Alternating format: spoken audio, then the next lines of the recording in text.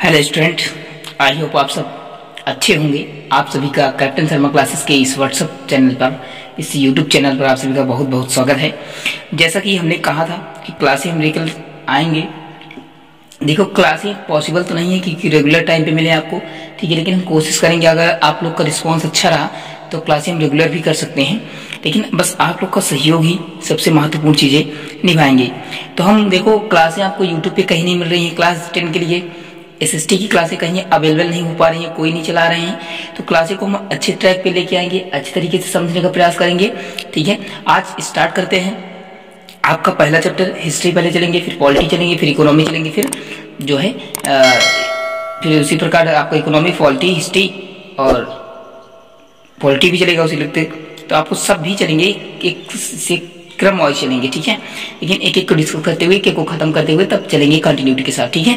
उसमें आपको घबराना नहीं है, क्लियर करना है, बाकी हर चीजें पढ़ना है। जो डाउट क्लियर ना हो उसको कमेंट सेक्शन में लिख देंगे, ठीक है। ये सारी चीजें अवेल होती रहेंगी आपको। तो चाहे हम यूरोप में राष्ट्रवाद की लिए घटना अगर कह लें, चाहे, ठीक है। तो आपका चैप्टर पहला जो है हिस्ट्री का है, यूरोप में राष्ट्रवाद। तो इसको हम स्टार्ट करेंगे अभी तुरंत। इससे पहले हम स्टडी थोड़ा सा समझ लेते हैं, क्योंकि क्लासें आज स्टार्ट हो रही हैं। तो इसमें स्टडी प्लस हम कैसे पढ़ेंगे, इसको इतिहास को कैसे समझना है, इतिहास क्या है, इसके बारे में क्या चीजें जानकारी होनी चाहिए, क्या क्या चीजें इसमें जानना जरूरी है, ये सारी चीज डिटेल में हम डिस्कस करेंगे, ठीक है। बाकी आपको कोई समस्या होती है समझने में, पढ़ने में, निसंदेह आप अपने डाउट चाहे व्हाट्सएप ग्रुप से पूछ सकते हैं, या फिर चाहे आप क्लास के थ्रू इसमें जो है कमेंट सेक्शन में आप लिख सकते हैं, ठीक है। ओके, तो स्ट्रेटजी आपकी यही रहेगी, ठीक है। स्टडी थोड़ा सा आपका यही है कि जिससे आपका पेपर नंबर, क्वेश्चन नंबर आपका कितना होगा, 100 नंबर, 70 नंबर का होगा आपका, ठीक है। 70 नंबर का क्वेश्चन पेपर होगा।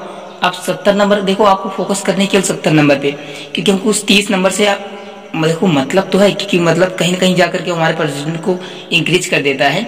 तो वो चीजें सिंपल सी बातें हैं, लेकिन कहीं ना कहीं अगर देखा जाए तो, क्योंकि ये जो 30 नंबर आपको मिलेगा वो 30 नंबर विद्यालय से प्रोवाइड किया जाएगा, जिसमें आपको फाइल्स बनानी पड़ेंगी, प्रैक्टिकल देने पड़ेंगे, वो चीजें ठीक है। उस 30 नंबर से देखो, 30 नंबर आपके जान लो एक तरीके से अगर देखा जाए तो फिक्स है। उस 30 नंबर से आपको हमको कोई भी लेना देना नहीं है। जब जो जैसे हमारी तैयारी होगी उसी के अकॉर्डिंग हम जो अपना भाई सिंपल सी बात क्लियर कर लेंगे। तो हमको फोकस किस पे करना है, आपको बस केवल और केवल 70 नंबर पे, ठीक है। ओके गाइज, आपको 70 नंबर पे फोकस करना है बस केवल। अब 70 नंबर में हम जितना से जितना मार्क्स गेन कर सकते हैं उतना से उतना अच्छा से अच्छा गेन करने की पॉसिबिलिटी अपने अंदर रखेंगे, ठीक है। अब हमको पूरी रणनीति बनानी है, क्या कैसे सेट करेंगे, कैसे 70 में मार्क्स हमारे आएंगे। अब 70 में आपका 4 सब्जेक्ट है, जिसमें आपको हिस्ट्री, पॉलिटी, इकोनॉमी और ज्योग्राफी पढ़ना है। 4 चीजें को ट्रैक करना है। और अब देखो, ज्यादा टफ नहीं है सिलेबस, आपका एनसीईआरटी बेस है, आपका न्यू सिलेबस है। पहले जो सिलेबस रहा करता था उसमें आपको कहीं ना कहीं ढेर सारा पढ़ना पड़ता था, बहुत सारे नोट्स बनाया कर पढ़ते थे, बहुत सारा लिखना उठना पड़ता था, बहुत झाम करना पड़ता था। लेकिन अब जो है सिंपल सी बात है, आपको ज्यादा पढ़ना ज्यादा पड़ेगा, समझना पड़ेगा, पर लिखना नहीं पड़ेगा। हमारी क्लास को केवल केयरफुली ढंग से सुनिएगा, ठीक है। पूरा क्लास देखा करो, ये नहीं कि आधा। अगर आपको देखो शुरुआत में आपको थोड़ा सा दिक्कत हो सकती है, ठीक है, पहली क्लास देखें, लेकिन क्लास से पूरी देखा करो। जब तक पूरी क्लास नहीं देखो तब तक कुछ समझ में नहीं आएगा। अगर चाहें कि हम बस भगा के आधा देख लिए और क्लासेस समझ में आ गई, ऐसे आपको नहीं पढ़ना।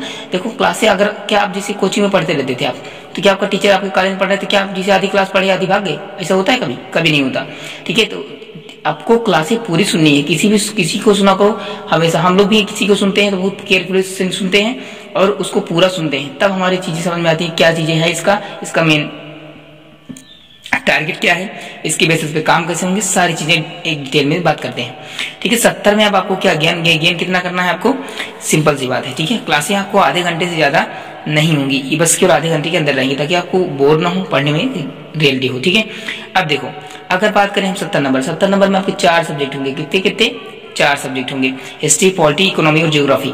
अगर बात करें तो 70 को हम 4 भागों में डिवाइड करें, 35 में कितना होता है 70, और 17 दूनी 34, यानी आपका 17.5 नंबर आपका लगभग अगर हम बात करें तो 17.5 नंबर के आपके एक सब्जेक्ट होंगे। यानी 17.5 नंबर आपका क्या पूछा जाएगा, हिस्ट्री पूछा जाएगा, 17.5 number polity, 17.5 number economy, 17.5 number geography. अब इकोनॉमी, पॉलिटी, हिस्ट्री थोड़ा देखो, हिंदी को इंग्लिश हिंदी बाइलैंग्वेज करेंगे, ताकि जो बच्चे हमारे इंग्लिश के हैं, ठीक है। देखो ये ऐसी बात नहीं केवल यूपी बोर्ड के लिए है, यही सिलेबस एनसीईआरटी बेस पे जहां जहां लगते हैं, चाहे बिहार बोर्ड हो, चाहे आपको यूपी बोर्ड हो, चाहे जो बोर्ड हो, ठीक है, आपको सब पे पढ़ना है। यूपी बोर्ड के लिए खास नहीं है। देखो ये आपको कंपटीशन भी बहुत मदद करेगा, यहाँ से क्वेश्चन बनती रहती है हर चीजें। तो इसके बारे में हम देखो हम लोग वैसे भी कंपटीशन और अपने इस बोर्ड लेवल को भी लेके चलेंगे, इसमें घबराना नहीं है, चाहे बिहार बोर्ड हो चाहे यूपी बोर्ड हो, सिलेबस सेम रहता है, थोड़ा बहुत इधर उधर रहता है उसके, ठीक है। और बाइलिंगुअल करेंगे, जिनका इंग्लिश में वो भी इंग्लिश में पढ़ सकते हैं, समझ में आएंगी ये चीजें, सारी चीजें डिटेल में डिस्कस करेंगे। तो आपको मतलब कहीं ना कहीं 17 नंबर आपको गेन करने हैं हिस्ट्री से, 17 साढ़े 17 नंबर पॉलिटी से, कहीं ना कहीं सबसे, ठीक है। तो हम बात करते हैं मेन मुद्दे पे आते हैं, ठीक है। आई होप इतनी चीजें समझ में आएंगी, यानी आपको पढ़ाई सही से करना है, ठीक है। और एक चीज सबसे महत्वपूर्ण, अगर आप अपने डाउट पूछना चाहते हैं, चाहे वो मैथ के हो, चाहे हिस्ट्री के हो, चाहे पॉलिटी, इकोनॉमी, हिंदी, कोई सब्जेक्ट हो, तो वहां पर अपने डाउट पूछने के लिए हमने एक कैप्टन शर्मा क्लासेस की व्हाट्सएप ग्रुप लिंक डिस्क्रिप्शन में दी गई है, टाइटल पे क्लिक करेंगे, जैसे ही वो खुल जाएगा वहां पर व्हाट्सएप ग्रुप करके लिंक दी है, वहां से आप क्या कर सकते हैं, ज्वाइन हो सकते हैं, ठीक है। आप वहां से ऐड कीजिए और वहां पर ऐड करने के बाद आपको कोई भी क्वेश्चन, चाहे फोटो खींच के भेज सकते हैं, चाहे डाउट पूछ सकते हैं, चाहे वीडियो भेज सकते हैं, चाहे मैसेज भी कर सकते हैं, कोई चीजें, ठीक है। बस केवल कोई नहीं अपनी पूछना है बस केवल आपको, और नहीं तो आपको वीडियो के नीचे कमेंट सेक्शन है, ये कमेंट बॉक्स नीचे, अब नीचे स्क्रॉल करेंगे ना, वीडियो हो जाएंगे नीचे, तो आपको कमेंट जैसे कहाँ करते हैं ना वहां से। चलिए, अगर वीडियो अच्छा लगेगा तो लाइक करिएगा, और नहीं अच्छा लगा तो डिसलाइक कीजिएगा, लेकिन बट रीजन जरूर बताइएगा। अगर चैनल पर नए हैं तो चैनल को सब्सक्राइब भी कर लीजिएगा, ताकि आपको जितने भी नोटिफिकेशन, जितनी भी क्लासें मिले, आपको ढूंढना ना पड़े और सर्च ना करना पड़े, ताकि आप लोग अच्छे से ट्रैक पे पढ़ते रहिए। चलिए स्टार्ट करते हैं आज क्लास। तो क्लास आपकी यही है कि यूरोप में राष्ट्रवाद का उदय, ठीक है, यूरोप में राष्ट्रवाद का उदय। अब देखो इसमें कितने वर्ड लिखे गए आपके, यूरोप में राष्ट्रवाद का उदय। यूरोप, पहले नंबर तो आपका यूरोप क्या है, और राष्ट्रवाद शब्द क्या है, और उदय क्या है, ठीक। इसमें सबसे 3 सब्जेक्ट आपके सबसे बहुत ज्यादा क्या है, इंपॉर्टेंट है। क्या क्या, यूरोप क्या है, राष्ट्रवाद क्या है, उदय क्या है। आई होप में तो समझ में आ गया होगा, ठीक है। देखो, उदय का मतलब होता है राइज, ठीक है, उदय का मतलब राइज, यानी उदय का मतलब निकलना, कहते नहीं सूर्योदय, ठीक है, सूर्य निकल रहा है, यानी सूर्य उदय का मतलब निकलना। राष्ट्रवाद का मतलब ये होता है भैया आपका, उदय का मतलब समझ में आ गई बात है। पर देखो, कोई भी चीज हम पढ़ने से पहले, खास करके हमारी इस कैप्टन शर्मा क्लासेस पे आपको यही चीज देखने को मिलती है, हम ऑफलाइन पढ़ाएं चाहे ऑनलाइन पढ़ाएं, बात बराबर। हम लोग का सिंपल सा फंडा होता है, ये मत सोचिएगा कि हम यूट्यूब पे लेके आए तो उसमें कंटेंट अच्छा नहीं होगा, इससे बेटर कंटेंट सब आपको ऑफलाइन में भी नहीं प्रोवाइड कर सकते, ठीक है। हम पूरी जी जान लगाते हैं, बस आप लोग का सहयोग होना चाहिए। इतना पढ़िए, अगर आपका 90% ना बनाना तो गारंटी है, ठीक है, दावा नहीं, ये नहीं कहते, हम करके दिखाते हैं, हम कहने वालों से नहीं, करने वालों से है। जब तो पढ़ते रहिए बस केवल, अगर आपकी रेगुलरिटी, अगर अच्छे लोग हैं आपके साथ, तो निश्चित रूप से सब कुछ आप सफल हो जाएंगे, ठीक है। आप लोग का सहयोग होना चाहिए, ठीक है। आपको करना क्या है, बस ज्यादा से ज्यादा इससे जितने लोग हैं पढ़ते हैं सबको जोड़ लाओ, ठीक है, सबको शेयर करो, सबको लाओ, क्योंकि बस इससे अच्छा क्लासें आपको अवेल नहीं होंगी। एकदम पॉइंट टू पॉइंट सुनना है आपको, बस केवल सुनना है। अब जो हम सुनेंगे, जो सुनना है वही आपको लिखना भी है, ठीक है। आपको इसको क्वेश्चन पूछा कैसे जाएगा, वो हम टैग पे चर्चा करेंगे। इसके लिए यूरोप में राष्ट्रवाद का उदय, क्या बोला, यूरोप में राष्ट्रवाद का उदय। अब कह रहा है कि यूरोप में राष्ट्रवाद का उदय, एक पहला आपका चैप्टर है यूरोप। यूरोप आपका एक महाद्वीप है, क्या है, यूरोप आपका क्या है, एक महाद्वीप है। महाद्वीप क्या होते हैं, महाद्वीप का मतलब ये होता है भैया कि जैसे आपका महाद्वीप, देखो हम एकदम डिटेल में डिस्कस करेंगे, चाहे वो जियोग्राफिकली एक्सपेंशन से हो और चाहे हिस्टोरिकल हो, ठीक है, सारी चीजें डिटेल में डिस्कस करेंगे, इतना बेसिक से बेसिक बता देंगे ना। अभी तक आप इतिहास पढ़ते थे ना, रट्टा मारते थे ना, अब तुमको इतिहास, भूगोल, हिस्ट्री, पॉलिटी, इकोनॉमी रटना नहीं मानना, क्योंकि आप कहाँ ज्वाइन हुए हैं, कैप्टन शर्मा क्लासेस पर, याद रखना, कैप्टन शर्मा क्लासेस जो आपको हर चीज प्रोवाइड कराएगा। तो यूरोप में राष्ट्रवाद का उदय। अब उदय का मतलब क्या हुआ, निकलना। राष्ट्रवाद का मतलब एक हुआ कि अब जब लोग जागृत होने लगे भाई धीरे धीरे, क्योंकि जब समय बदला, ये आपका लगभग अगर बात करें तो ये आपकी पता है, ये आपका 1848 सन 1848 के आसपास इस यूरोप में राष्ट्रवाद का उदय होने लगा, सन 1848 में, ठीक है। मतलब कितना अपने यहाँ इंडिया में, अभी इंडिया की बात नहीं कर रहे हैं, देखो यूरोप इंडियन का भाग नहीं है ना, ठीक है। पहले इसकी हम चर्चा कर लेते हैं, यूरोप क्या है, यूरोप महाद्वीप है। पहले बात करें, महाद्वीप आपके साथ है, ठीक है। यूरोप हो गया, एशिया हो गया, साउथ अफ्रीका हो गया, नॉर्थ अफ्रीका हो गया, ऑस्ट्रेलिया हो गया, अमेरिका हो गया, सबसे इसे क्या है, कॉन्टिनेंट है। तो आपको उसके बारे में फिर ज्योग्राफी जब पढ़ेंगे वहां तो वहां पर डिटेल मैप करेंगे, लेकिन आपको विशेष करके यहाँ पर जानना ही है। तो यूरोप आपका क्या है, महाद्वीप है। अब बात आई महाद्वीप, तो महाद्वीप क्या होते हैं, महाद्वीप ये होते हैं, देखो जैसे कोई जल है, ठीक है, जैसे कोई बहुत सारा जल समुद्र है, आप समुद्र में थोड़ा सा मिट्टी का कोई एक भाग, भूभाग, कोई पृथ्वी का एक भूभाग क्या होता है बड़ा सा, जब ऊपर निकल आता है, वहां पर क्या हो, हम उसके ऊपर जल ना हो, केवल दिखता रहे, जैसे आप देखते नहीं है क्या होता है, जिससे आपको मतलब सिंपल सी बात है, जिससे मान लो अभी कोई हम बात करें, जैसे आप एक तालाब हो, तालाब में क्या कोई जैसे मंदिर बनी हो, ठीक है, अब उतना भूभाग दिखता रहेगा आपको। तो विशेष करके आप मतलब कि किसी एक लंबे एरिया में, ठीक है, जहाँ जल पूरा लंबा एरिया में फैला हुआ है और उसी जल के अंदर, उसी जल के बीच में आपका एक बड़ा सा भूभाग निकला हो, भूभाग का मतलब मिट्टी का कोई ढेर, ऐसे टीला टाइप का, ठीक है, वो निकला हो, तो उस पे जो देश बसे होते हैं, जो भी आपको वहाँ पर, क्योंकि देखो इसमें एक कंट्री नहीं होंगी, बहुत, इसका मैप अभी दिखा रहे हैं तुमको, ठीक है, डिटेल में दिख सके, देखो बहुत सारे हैं, तो मैप क्या है, मतलब महाद्वीप समझा रहे हैं आपके, महाद्वीप क्या होते हैं, समझ में आ गया होगा। यानी कोई भी ऐसा भूभाग, पृथ्वी का वह भूभाग जो विस्तृत जल में क्या होता है, उभरा हुआ होता है, वही आपको क्या होता है, महाद्वीप, तो उसी का नाम दिया गया। यूरोप भी आपका एक प्रकार का यही महाद्वीप है। महाद्वीप क्लियर हुआ, महाद्वीप क्या चीजें होते हैं, आई होप समझ में आ गया होगा। सिंपल सी बात है, जैसे कहीं खेत में मान लो सपोज है आपका, जैसे क्या है, जैसे मान लो कि आपका यहाँ पर क्या है, जैसे मान लो कि यहाँ पर इतनी दूर में क्या है आपका, इतनी दूर में इसमें क्या है आपका, पानी भरा हुआ है, इसमें पूरा पानी भरा हुआ है, पूरा क्षेत्र आपका एरिया है बहुत बड़ा, इसमें पानी भरा, तो इसमें क्या करे, कोई एक छोटा सा भूभाग क्या हो, ऊपर की ओर क्या हो, उठ निकल आए। जब ऊपर की ओर निकल आता है ना, तो ये इसी जो भूभाग होता है, इसी बीच कंट्री बहुत ज्यादा विकसित हो जाती हैं। अब जैसे आपका इंडिया भी एक एशिया महाद्वीप का भाग है, ठीक है, तो अब इंडिया कहीं ना कहीं, अब ये देखो कहते नहीं है कि हमारा पृथ्वी क्या है, पानी में क्या कर रही है, तैर रही है, तो उसी प्रकार ये भूभाग जब ऊपर क्या होते हैं, उठे होते हैं, उसी पानी में क्या होते हैं, तैरते रहते हैं। ये सारी चीजें आती हैं। क्लियर हुआ इतना। यूरोप क्या हुआ, यूरोप आपका महाद्वीप है। अब कह रहा कि यूरोप, अब यूरोप में एक कंट्री तो होंगी नहीं आपकी, यूरोप में बहुत सारी कंट्री हैं, फ्रांस हो गया, जर्मनी हो गया, इटली हो गया, ब्रिटेन हो गया, ठीक है, स्विट्जरलैंड हो गया, बहुत सारी चीजें हैं, इजराइल हो गया, इसमें कई सारी कंट्री हैं। अब उसको डिटेल में डिस्कस करेंगे, अभी वहां पर आपको मैप में दिखा देंगे, ठीक है, मैप यहाँ पर मैप लगा दिया जाएगा, तो मैप में आप लोग क्या कीजिएगा, देख लीजिएगा, तो हम आपको डिटेल में डिस्कस करने को मिल जाएंगे। तो यूरोप में बहुत सारी कंट्री हैं, तो यूरोप में राष्ट्रवाद का उदय, अब इसमें कोई एक कंट्री नहीं आई, ठीक है, इसमें जर्मनी भी है, जर्मनी हो गया आपका, जर्मनी हो गया आपका, ब्रिटेन हो गया, फ्रांस हो गया, ठीक है, इजराइल हो गया, ब्रिटेन हो गया, ये सब सारी चीजें हैं आपकी, कई सारी कंट्री हैं, तो उन्हें में राष्ट्रवाद का उदय होने लगा। अब ये चर्चा कब की गई, इसमें जो है आपका 1848 की ईस्वी की चर्चा है आपकी, यानी जब आपका क्या हुआ, राष्ट्रवाद का उदय कब हुआ। एक क्वेश्चन आपसे ये बहुत गर्मी का पूछ सकता है कि यूरोप में राष्ट्रवाद का उदय किस सन में हुआ, तो आपका यहाँ से एक नंबर का क्वेश्चन बन जाएगा 1848 ईस्वी में, ठीक है। अब यूरोप में कितनी कंट्री हो गई, जैसे जापान हो गया, ठीक है, वहां पर अब देखो राष्ट्र जापान हो गया, वो पता है ना भी, जापान, ब्रिटेन, फ्रांस हो गया, ये सारी चीजें वहां पर वहीं की हैं, ठीक है। अब राष्ट्रवाद का मतलब क्या होता है, क्या है ये राष्ट्रवाद का उदय। राष्ट्रवाद का उदय हुआ अभी जिसे सब लोग पढ़ने लिखने लगे, ठीक है, सब लोग पढ़ने लिखने लगे, जागरूक होने लगे, तो वहां पर निरंकुश शासन चलता था यूरोप में, ठीक है, इस मतलब कि 1848 के आसपास निरंकुश राजा रहता था वहां, उसी का शासन चलता था। तो अब सिंपल सी बात, सब लोग भाई पढ़े लिखे हो गए, जानकार हो गए, सबको हर चीजें आने लगी कि नहीं ये चीज गलत हो रहा है, इसको ऐसा होना चाहिए। अब यहाँ पर निरंकुश राजा रहने लगे, तो निरंकुश सब राजा निरंकुश होते गए। अब निरंकुश का क्या है, निरंकुश का मतलब ये होता है कि सभी राजा अपने क्या करते थे, मदिरा पान करके, कोई कुछ ध्यान नहीं देता था, जनता हमारी कैसे मर रही है, भूख से मर रही है, प्यास से मर रही है, ठीक है, सबको कुछ नहीं कहता था, अपने मौज मस्ती में मस्त रहते थे, मदिरा पान करके स्त्रियों के साथ रहना, ये सब हुआ। मतलब निरंकुश कोई उसमें नहीं था, अपने बस जिसको चाहते थे न्याय करते थे, जिसके साथ अन्याय करते थे। तो भाई सब लोग पढ़े लिखे हो गए थे, कहीं ना कहीं सब लोग जानकार हो गए थे कि ये गलत हो रहा है, ये ऐसी नहीं होनी चाहिए, सबको एक सही ट्रैक पे होना चाहिए, तो ये सारी चीजें इसमें थी। तो वही से लोग सब जागृत होने लगे, तो कहे भाई सब अपना अपना जागृत हो जाएंगे, भी आप लोग ही हैं, पढ़ लिख लेंगे, तो अब सरकार क्या करिए, सरकार को करना क्या चाहिए, तो सारी चीजें आप लोग भी क्या करेंगे, सब चीजें स्वयं कहेंगे नहीं ये चीज गलत हो रहा है, ठीक है। जब देखो जब व्यक्ति पढ़ता है, जब उसके अंदर शिक्षा आती है, तो उसके अंदर क्या होते हैं, उसका भाई हर एक मानव का विकास होता है। जब शिक्षा, इसलिए कहते हैं ना, शिक्षा ही क्या करती है, व्यक्ति का मतलब सर्वांगीण विकास करती है। तो सिंपल सी बात, अगर आप शिक्षित हो जाएंगे तो हर चीज, आपका समाज, आपका घर, आपका परिवार और आपके गांव, आपके सिंपल सी बात है पूरा देश आपका क्या होगा। जब इसलिए कहते हैं ना, जब पढ़ेगा इंडिया तभी बढ़ेगा इंडिया।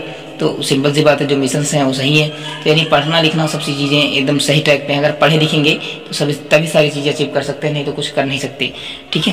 तो जब सब लोग पढ़े लिखे तो कहीं नहीं हमारा अधिकार चाहिए भाई हमको।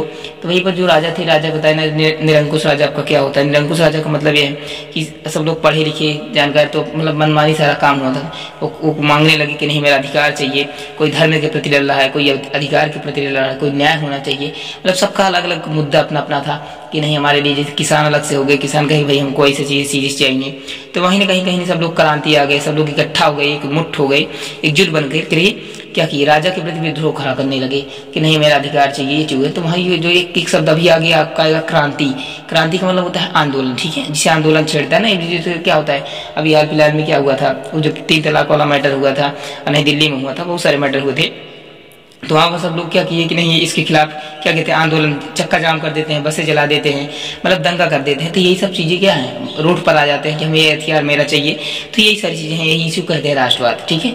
राष्ट्रवाद का मतलब कि राष्ट्र के प्रति लड़ना। राष्ट्र में कोई राजा बैठा है वो गलत ना करे, सही करे, सही समय पर सही निर्णय ले, हर व्यक्तियों को, हर जनता को क्या हो, परेशानी ना हो, हर चीज, रोड हो गया, शिक्षा हो गई, चिकित्सा हो गई, मतलब सब चीजें एक सही तरीके से होनी चाहिए। अब वो राजा क्या था, निरंकुश था। निरंकुश तक मतलब जिस पर अंकुश न लगाया जा सके, मनमानी करे, उसको जो मर्जी है, किसी को दंड दे, किसी को दंड ना दे, किसी जनता खा रही है, उसके पास अन्न अनाज रखा है, उसके पास स्टोर है कि नहीं है, इस पर कोई ध्यान नहीं दे रहा। सिंपल सी बात है, वही है निरंकुशवाद का। तो फिर जब लोग सब जागरूक होने लगे तो वहीं से हो गया राष्ट्रवाद का उदय होने लगा। फिर जो है हर एक जगह पर लोग इकट्ठा होने लगे, आंदोलन करने लगे, बस यहीं से चालू हो गया आपका राष्ट्रवाद। तो स्टार्ट कब हुआ है आपका 1948 में। थोड़ा सा हम बुक पे देख लेते हैं, आपको समझा देते हैं, स्ट्रेटजी आपको समझ में आ गई होगी, ठीक है। तो हम बुक की ओर चलते हैं आपके, जो कि आपकी एनसीईआरटी बुक है, उस पर हम देखते चलेंगे। आपका देख सकते हैं आप, ठीक है। देखो बुक से भी टच करेंगे क्योंकि बहुत लोग को प्रॉब्लम होती है, भैया आप तो सिंपल सी बात है अपना तो कर ले रहे हैं, बुक से समझा दे रहे हैं, लेकिन थोड़ा सा बुक से देखो, बुक भी पढ़ा देंगे, इसमें बुक को भी लेके चलेंगे हम साथ में, ताकि आपको दिक्कत हो। चैप्टर आपको देख लेंगे, एनसीईआरटी आपका है, बारकोड लगा हुआ है, ठीक है। यूरोप में राष्ट्रवाद का उदय, एक तस्वीर आप देख रहे हैं, यही यूरोप में राष्ट्रवाद। देखो इसमें कई तरीके के लोग होंगे, देखो इसमें एक धर्म के नहीं है, इसमें कई धर्म के लोग हैं, ठीक है। इसमें बहुत सारे धर्म के लोग हैं, सिख है, ईसाई है, पारसियन है, क्रिश्चियन है, मुस्लिम है, सब लोग हैं इसमें, हिंदू भी हैं, मतलब कहीं ना कहीं हर देश ये कहीं मतलब कि इसमें बहुत सारी कंट्री थी। ये देखो इसमें फ्लैग भी जो बने हुए हैं, देखो कुछ इंडिया टाइप का दिख रहा है, कुछ अलग टाइप का दिख रहा है। यहाँ पर धर्म मतलब बहुत सारे लोग हैं, कोई अधिकार के लिए लड़ रहा है, तो कोई अपने धर्म के लिए लड़ रहा है, कोई शिक्षा के लिए लड़ रहा है, कोई किसान अपने लिए लड़ रहा है। तो देखो बहुत सारे भीड़ लगे हुए हैं, इसकी हेडिंग क्या है, तो अब ये सारी चीजें लड़ते रहे अपना। तो इसमें करना क्या है, क्वेश्चन पूछे कैसे जाएंगे, पूछेगा कि पहला नंबर, सबसे पहले आपका एक नंबर क्वेश्चन ही बन सकता है कि यूरोप में राष्ट्रवाद का उदय कब हुआ। एक नंबर में बहुकल भी बन सकता है। तो सिंपल सी बात है, यूरोप में राष्ट्रवाद का उदय आपका बात इसमें देखो यहाँ पर दिया गया है 1848 ईस्वी में हुआ था। अब इसको शुरू किसने किया था, क्योंकि देखो हर कोई आंदोलन स्टार्ट होता है अपने यहाँ, जैसे बहुत सारे सविनय अवज्ञा आंदोलन हुए, बहुत सारे आंदोलन हुए, उन सबके लीडर कौन थे, लीडर का मतलब कार्यभार, कौन उसको चलाता है, कौन उसके लीडर होते हैं, ठीक है। तो हर एक आंदोलन के लीडर हुआ करते थे, चाहे वो कोई लीडर क्यों ना हो। तो उसी प्रकार इसमें जो है, इसके जो यहाँ पर आंदोलन हुआ, तो इसमें क्या थे, फ्रेडरिक सारियो एक लीडर थे, फ्रेडरिक सारियो इनका नाम है, जो कि विश्वव्यापी प्रजातांत्रिक एवं सामाजिक गणराज्यों का स्वप्न राष्ट्रों के बीच संधि 1848 में निश्चित किया गया। अब देखो यहाँ पर क्या बोला, गणराज्यों का स्वप्न राष्ट्रों के बीच संधि, इस संधि प्रस्ताव रखे, मतलब कि देखो क्या करें हैं, फ्रेडरिक सारायो। अब यहाँ पर पूछ सकता है कि यूरोप में राष्ट्रवाद का सबसे बड़ा योगदान किसका है, तो यहाँ पर एक नंबर में आपको देखो बहुविकल्प भी क्वेश्चन, यहाँ पर छोटे छोटे लघुत्तरी बहुविकल्प भी ज्यादा बनेंगे। अब विस्तृत कैसे आएगा, हम अगली क्लास में से डिस्कस करते रहेंगे, जैसे टॉपिक खत्म होगा समझाएंगे। आज क्लासेस ज्यादा बेल नहीं करेंगे क्योंकि आपको प्रॉब्लम हो सकती है, इसलिए आज बेसिक क्लास थी, इसलिए आप थोड़ा बहुत चर्चा कर देना इस पे। 2-4-5 नंबर आपको पढ़ा देंगे बहुविकल्प यहाँ से आराम से। अब इससे एक नंबर बना, कब हुआ था, ठीक है, इसमें योगदान किसका हुआ, तो यहाँ पर लिखेंगे फ्रेडरिक सारायो का हुआ था, ठीक है। यूरोप में राष्ट्रवाद का उदय, देखो बहुविकल्प भी आपके डायरेक्ट बनेंगे, बहुविकल्प भी ये मत सोचना कि हम विद्या क्वेश्चन खरीद लिए तो वहाँ पर विद्या क्वेश्चन या राजीव क्वेश्चन पढ़ लिए तो वहाँ से हमारा क्वेश्चन डायरेक्ट पूछेगा, गलती का जवाब। देखो एसएसटी पहले अलग से था, लेकिन अब जो एसएसटी का क्वेश्चन आ रहे हैं जो एग्जाम में अभी देखा गया 2019-20 से, एक क्वेश्चन का पूरा ट्रैक चेंज कर दिया है, ठीक है। आपको क्वेश्चन कहीं ना कहीं देखने को मिलेंगे, तो आप बेसिक अगर आपका क्लियर रहेगा तो वहां से आप डेफिनेटली सारे क्वेश्चन आराम से पाएंगे, बिल्कुल एकदम ठोस लेवल पे।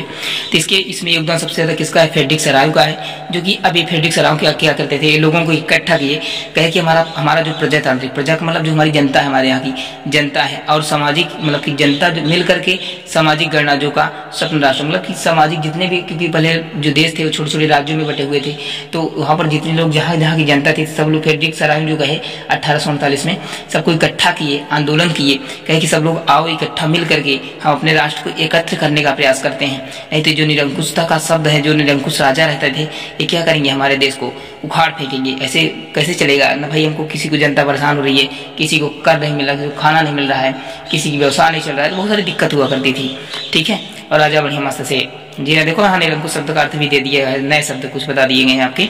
निरंकुशवाद, एब्सोल्यूशन, ऐसी सरकार या शासन व्यवस्था जिसकी सत्ता पर किसी प्रकार का कोई अंकुश नहीं होता। इतिहास ऐसी राजशाही सरकारों को निरंकुश का सरकार कहा जाता है, जो अत्यंत केंद्रीकृत सैन्य बल पर आधारित दमनकारी सरकारें होती थी।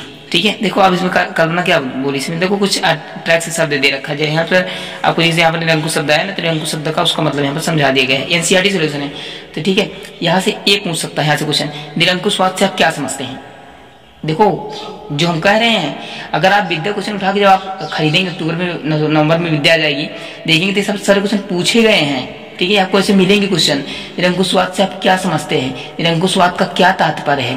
तो निरंकुशवाद का क्या मतलब, सिंपल से लिखेंगे, ऐसा सरकार या ऐसा शासन, ऐसी सरकार या ऐसा शासन व्यवस्था जिसकी सत्ता पर किसी प्रकार का कोई अंकुश नहीं होता। मतलब कि जो सत्ता चला रहा है, जो सरकार जिसकी है, उस पर जनता या किसी अन्य का कोई मतलब ना हो, वो उस पर अंकुश का मतलब प्रतिबंध ना लगाया जा सके, वो अपनी मनमानी करे, उसी को कहते हैं निरंकुश शासक। ठीक है, निरंकुश शब्द का है आपका, जिसपे अंकुश न लगाया जा सके। ऐसे राजशाही सरकारों को निरंकुश सरकार कहा जाता है, जो कि क्या होते हैं, अत्यंत केंद्रीकृत, अपने में मस्त रहती हैं, वो अपने सैन्य बल पर होती हैं, दमनकारी होती है, दंगे कराती हैं, मारपीट कराती हैं, जनता को परेशान करती हैं। ठीक है, मतलब किसी की सुनती नहीं है। तो ऐसे दमनकारी सरकारें क्या होती हैं, निरंकुशवाद। यहाँ से क्वेश्चन आपको बनेगा। ठीक है, निरंकुशवाद से आप क्या समझते हैं, क्या लिखेंगे, ऐसे सरकार या ऐसे शासन व्यवस्था जिस पर हम जिसकी सत्ता पर हम किसी प्रकार का भी अंकुश ना लगा सकें, और वो हमारा क्या होगा, निरंकुशवाद कहलाएगा आपका। राइट, क्लियर हुआ। निरंकुश देखो सिंपल से, निरंकुश जिस पर क्या हो, जो निरंकुश अंकुश से मुक्त हो, जिस पर कोई अंकुश लगाया ना जा सके, प्रतिबंध ना लगाया जा सके, इसको रोक टोको ना जा सके। जैसे अब क्या रहे अपने यहाँ तो लोकतांत्रिक गणराज्य, जैसे मोदी कुछ कर रहे हैं, मान लो गलत कर गए, ठीक है, गलत कर गए तो क्या हुआ, अभी सब लोग इकट्ठा हो जाएंगे, कहेंगे नहीं गलत हो रहा है, तो अंकुश लगाया जा सकता है। लेकिन फिलहाल क्या हो सकता है, लेकिन अंकुश निरंकुश का मतलब क्या होता है, जैसे भी मान लो कुछ काम करें, ठीक है, वो कुछ भी करें सरकार, मतलब जैसे वो कुछ कर रहे हैं, हम लोग करें कुछ ना, तो निरंकुश हो जाएंगे फिर। ठीक है, तो थोड़ा सा ट्रैक पे देखो, बुक से इस तरह थोड़ा बुक ज्ञान दे देता है, क्योंकि आपका थ्योरी क्लास है, वहाँ पर पढ़ना पड़ेगा, वही लिखना पड़ेगा। देखो बुक्स थोड़ा सा रीडिंग करते रहिए आप, जो भी बुक है, चाहे कोई भी प्रकाशक की हो, ठीक है, लेकिन एनसीईआरटी होनी चाहिए। एनसीईआरटी ज्यादा रहेगा ज्यादा फेमस, सारे क्वेश्चन आपके एनसीईआरटी बनेंगे। अब खास करके यूपी बोर्ड वाले ज्यादा ध्यान देंगे, यूपी बोर्ड, बिहार बोर्ड, ये सब जो चीजें होती है, क्योंकि जिनके यहाँ एनसीईआरटी लगी है, चाहे वो किसी स्टेट में हो, हरियाणा कहीं भी हो, हरियाणा हो, कहीं पंजाब, कहीं किसी स्टेट के हो, सारी चीजें होंगी यहाँ पर। ठीक है, तो आपका देखो ये फ्रांस के थे, अब बताया ना कि फ्रांस, जर्मनी, ब्रिटेन, ये सब ईरान उरान सब कहाँ, यूरोप के कंट्री हैं। तो 1858 में एक फ्रांसीसी कलाकार क्या है, कलाकार हैं, कलाकार फ्रेडरिक सराय ने 4 मित्रों की एक श्रृंखला बनाई। देखो हमने कहा ना कि जब भी आंदोलन किया जाएगा, एक लोग नहीं होंगे, उसमें कई सारे लोग होंगे। तो एक श्रृंखला बनाई, मतलब कि एक लोग एक जुट बनाया। इनमें सभी सपनों का, मतलब सभी की उनसे सपनों का एक संसार रचा, जो उनके शब्दों में जनतांत्रिक और सामाजिक गणतंत्रों से मिलकर बना था। इस श्रृंखला के पहले चित्र आपको इसमें दिखाए गए हैं। यूरोप और अमेरिका के लोग दिखाए गए हैं। अब ये जो फिगर आपको बनाना है, इसमें एक लोग नहीं है, यूरोप के भी हैं, अमेरिका के भी हैं। अब देखो यूरोप पता है ना कि महाद्वीप है, और अमेरिका दो, दक्षिणी अमेरिका और उत्तरी अमेरिका 2 महाद्वीप है यहाँ पर। ठीक है, महाद्वीप के बारे में जब भूगोल में चर्चा करेंगे तो वहाँ डिटेल में डिस्कस करेंगे मैप के थ्रू। बाकी मैप आपको यहाँ पर हम यूरोप का दिखा देंगे, उसमें कितनी कंट्री हैं, क्या क्या कंट्री है, उनके नाम कौन कौन से, तो आप थोड़ा सा पढ़ लीजिएगा, देख लीजिएगा, ताकि आपको जानकारी मिल जाए। इसी वीडियो में आपको दिखा दिया जाएगा। ठीक है, तो ये हुआ आपका, ठीक है, यहाँ तक हुआ। अमेरिका के लोग दिखाए गए हैं, सभी उस उम्र और सामाजिक वर्गों के स्त्री पुरुष और लंबे कतार स्वतंत्रता की प्रतिमा की वंदना करते हुए दिखाए जा रहे हैं। जो कि आपको याद होगा कि फ्रांसीसी क्रांति के दौरान कलाकार स्वतंत्र की महिला के रूप में प्रदान किया करते थे। यहाँ भी देखो, आप पढ़ लीजिएगा, इसको समझा रहे हैं पढ़ करके आपको। ठीक है, ज्ञानोदय की मसाल को पहचान सकते हैं, जो उसके किसी एक हाथ में और दूसरे हाथ में मनुष्य के अधिकारों को घोषणा पत्र प्रतिमा के सामने निरंकुश, देखो यहाँ पर दिख रहा है आपको ना, ये सब ये लोग देखो, सब ये लोग लिए हुए हैं, वो सब देखो, ये सब पूरा प्रतिमा लेके खड़े हुए हैं। ठीक है, तो ये आपको ज्ञानोदय की मसाल लिए हुए हैं। ठीक है, प्रतिमा के सामने जमीन पर निरंकुश संस्थानों के ध्वज अवशेष बिखरे हुए हैं। ये एक कलाकार थे, ठीक है, जो आपके फ्रेडरिक सराय थे। फ्रेडरिक सराय ये कलाकार थे। यूटोपिया में दुनिया के सबसे अलग राष्ट्रों में समूह बैठे हुए थे। अब देखो, स्वतंत्रता की मूर्ति से कहीं आगे एक जुलूस को नेतृत्व कर रहे हैं संयुक्त राज्य अमेरिका, यूएसए, जो को जहां अब ये जानते हैं अमेरिका जिसको कहते हैं हम, स्विट्जरलैंड, जो अब तक राष्ट्र राज्य बन चुके थे, फ्रांस, जो क्रांतिकारी तिरंगे से पहचाना जा सकता है। ठीक, अब पहले इतना समझिए, आज इतनी क्लास होंगी बस, बाकी चीजें आज तो पहली क्लास थी, थोड़ा सा लेट हुआ, ठीक है, लेकिन अच्छे समझ में आएगा। अब समझ लीजिए क्या क्या चीज़ें हैं, ठीक है। देखो ये आपका जो यहाँ से क्वेश्चन 15 नंबर बन जाएगा। ये जो फेड्रिक मोजो कहाँ के थे? फ्रांस के थे। कब इन्होंने, क्योंकि ये मील लीडर थे, 4 मित्रों को लेकर के श्रृंखला बनाई। अब अभी देखो पढ़ के बताएगा ना इसमें कि इसमें जो आपका फिगर आप इसमें देख रहे हैं, आई होप फिगर इसमें आप जो देख रहे हैं, इसमें आप देख रहे हैं, इसमें देखो सब लोग ये सब क्या है, ये सब देखो झंडा डाली है, सब देखो आपको जो मतलब कि जो निरंकुश राजा जो राजा हुआ करता था, उसके शासक थे, उनका जो ध्वज था उनके राज्य का, सब तोड़ फुलोड़ के सब उनके खंडार करके फेंक दिए गए हैं। और सब लोग क्रांतिकारी हैं, सब लोग देखो झंडा लेकर के, सब हाथ में अपने पर्चे लेकर के खड़े हुए हैं कि हमको न्याय चाहिए, मतलब कि हमको हमारा राज्य एकत्र होना चाहिए, एक राष्ट्र होना चाहिए, एक देश होना चाहिए, इसके लिए सब लोग मांग कर रहे हैं, ठीक है। बस ये सारी इसके साथ प्रार्थना कर रहे हैं कि हमको चाहिए बस। तो अब उसमें सबसे मेन लीडर कौन थे? फ्रेडरिक सराय थे, जो कि ये कहाँ के थे? फ्रांसीसी थे, ठीक है, ये आपको याद रखना है। बस इन्होंने लेकर के सब लोग इकट्ठा हुए कि हमको स्वतंत्र करिए, ये सारी चीज़ें हैं। अमेरिका भी आपका इसी का एक भाग नहीं है, अमेरिका अलग चीज़ है। तो यहाँ पर इन्होंने सामाजिक गणराज्यों की रचना की। तो आपको क्वेश्चन यहाँ से पूछा जाएगा, यहाँ से आपको हमने कितने क्वेश्चन पढ़ाए? 3-4 नंबर पढ़ा दिया आपको। क्या क्या पढ़ा है? पहला नंबर फ्रेडरिक सराय कौन था? पहला क्वेश्चन बनेगा फ्रेडरिक सराय कौन था।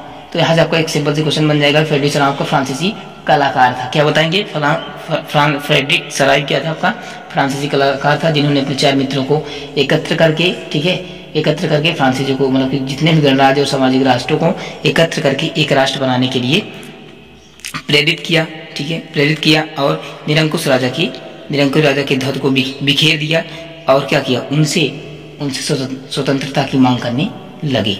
ये रहा इनका उद्देश्य में चीज, ठीक है। कब हुआ था ये चीज? स्वतंत्रता की क्या कब हुआ था? ये आपका सिंपल सी यूरोप में राष्ट्र कब शुरू हुआ? 1848 को, ठीक है। इसमें बहुत सारी कंट्री हैं आपको जैसे बताएंगे। अभी आगे चल के हम फ्रांस पढ़ेंगे। फ्रांस में क्रांति मतलब सब लोग अपने अपने अधिकारियों के लिए जागरूक हुए, मांगने लगे, यही है क्रांति आपकी, ठीक है। बस निरंकुशवाद से आप क्या समझते हैं? निरंकुशवाद मतलब ऐसा होता है, निरंकुशवाद मतलब जिसे ऐसी सरकार, ऐसा शासन जिस पर अंकुश नहीं लगाया जा सकता है, ठीक है, किसी भी प्रकार का अंकुश नहीं लगा सकते, वो आपका क्या होता है? निरंकुश शब्द। आपके 3 क्वेश्चन है इसके लिए। कौन है फ्रेडरिक सराय? कौन है? कब शुरू की थी? 1848 में। अब निरंकुशवाद से आपका शब्द से क्या तात्पर्य है? इतनी चीजें क्लियर हुई होंगी, ठीक है। आई होप आपको क्लियर हुआ होगा। वीडियो को ध्यान से केयरफुली तरीके से सुनना आपको ज्यादा है, ठीक है, क्योंकि जितना सुनेंगे आपको उतना होगा, ठीक है, अच्छे से ज्ञान होगा।